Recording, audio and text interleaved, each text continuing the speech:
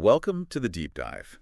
Today, we're getting into something, something we all have to do sometimes, but maybe don't always nail. It's the art of saying, I'm sorry in English. Hmm. And it's surprisingly complex, isn't it? More than just words.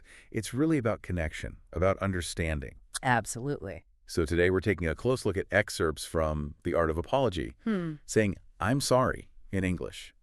Basically, we want to pull out the key stuff. Yeah, the practical bits. Exactly. So you can apologize more naturally, more like a native speaker, and kind of handle those awkward moments with a bit more confidence. And look, this is actually pretty crucial.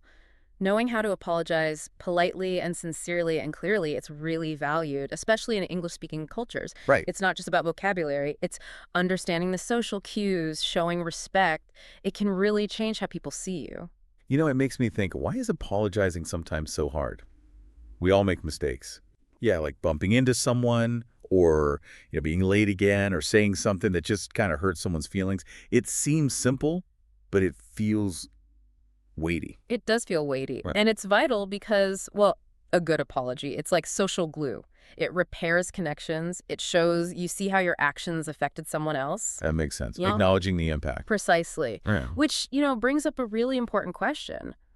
What are the best tools, linguistically speaking, in English for doing that effectively? Okay, let's unpack some of those. Let's start with some key expressions for when you need to fess up to a mistake or say sorry. First one, I didn't mean to. Ah, yes. I didn't mean to. That's a really common one. Why does it work so well? Well, it directly addresses your intention. It says, look, this was an accident. It wasn't on purpose. Gotcha. So you might say, oh, I didn't mean to hurt your feelings. Or maybe, sorry, I didn't mean to interrupt you there. So it softens the blow a bit. Like, hey, mistake happened, wasn't planned, but I still feel bad. Exactly. It signals awareness of the result, even if the intent was different. It kind of builds a bridge, shows you it wasn't ideal for the other person. Right. It shows you're thinking about them. Mm-hmm. Okay, what about something quicker, more informal? Yeah. Like for a small slip up, I'm thinking, my bad. Oh, yeah, my bad. That's definitely on the casual end of the spectrum. Very informal. So what does it really convey? It's basically a very short, quick way of saying, oops, that was my fault, or my mistake. It's an admission, but light. Right. You hear it a lot, like, oh, my bad, I sent the email to the wrong person. Or, maybe someone says you forgot the tickets. Yeah. And the answer might just be, oh, yeah, my bad. Simple. Acknowledged. But crucially, you probably shouldn't use that one with your boss, right?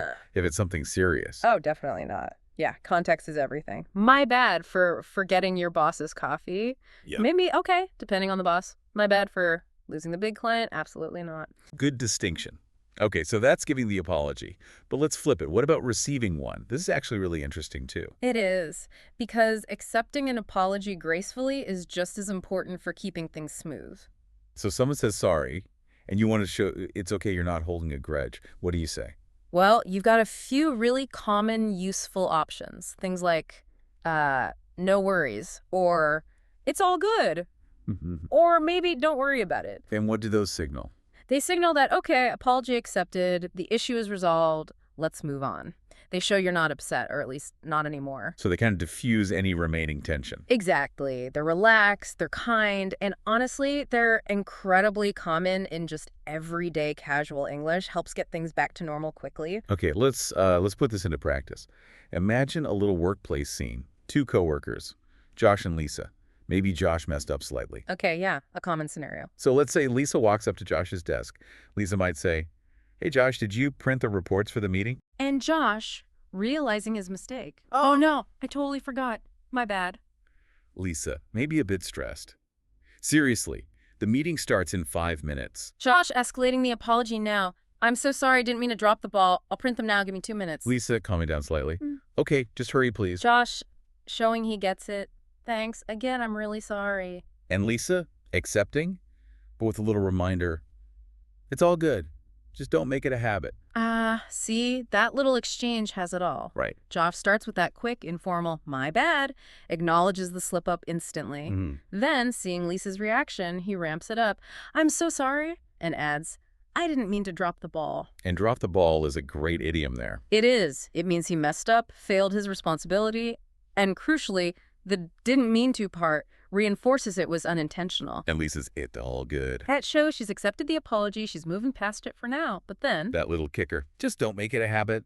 Exactly. Which is so realistic, isn't it? People forgive, but they also often signal, okay, but let's not have this happen again. It shows forgiveness doesn't erase the need for future care. Right. It's not a get-out-of-jail-free card forever. It's about rebuilding that trust. Spot on. It's a negotiation, really. So, okay, thinking about all this, Yeah. how do we level up our apologies, make them sound really natural, really fluent? Let's take some basic apologies and see how we can refine them. Good idea. All right, basic version. I'm sorry I was late. How can we make that sound more, like everyday speech? Okay, instead of just that, try adding a brief reason like, sorry, I'm late, traffic was crazy. Ah, yeah. That feels much more natural. It does. Adding that short reason, Mhm. even if it's simple like traffic was crazy or my alarm didn't go off, makes it sound more sincere. Why is that, do you think? Well, it shows you're not just uttering the required words, you're offering a bit of context, acknowledging the inconvenience to the other person by sharing why it happened. It connects. It makes it less like a formula and more like a real explanation. Exactly. It builds a little empathy. Okay, next one. Basic. It was my fault. Perfectly clear, but a bit blunt, maybe. Right. What's a more natural sounding alternative? You could say something like, yeah, that one's on me. That one's on me. I like that. It sounds Hmm. very accountable, but casual. It really does. It's very common, very natural native speaker phrasing. Clear ownership of the mistake without being overly formal or dramatic. Just, yep, my responsibility. Okay, final one. What about the phrase, I apologize? I apologize. Sounds formal, maybe. It is quite formal, and honestly, in spoken English, it can sometimes sound a bit stiff, almost robotic or distant even. So better for writing. Often, yes. It's great for formal emails, maybe official company statements, that sort of thing. Right. But face-to-face or even on the phone, What's better? just stick with something like, I'm really sorry about that. Adding the really. Yeah, adding really or I'm so sorry adds that warmth, that human touch. It feels more personal, conveys more genuine regret in most spoken situations. That makes perfect sense. It's about the feeling behind it, not just the words. Precisely. So, wrapping this up, it seems like a well-delivered apology, using the right kind of language for the situation, is actually a really powerful skill. It truly is. We covered some great phrases today. I didn't mean to. My bad. That one's on me.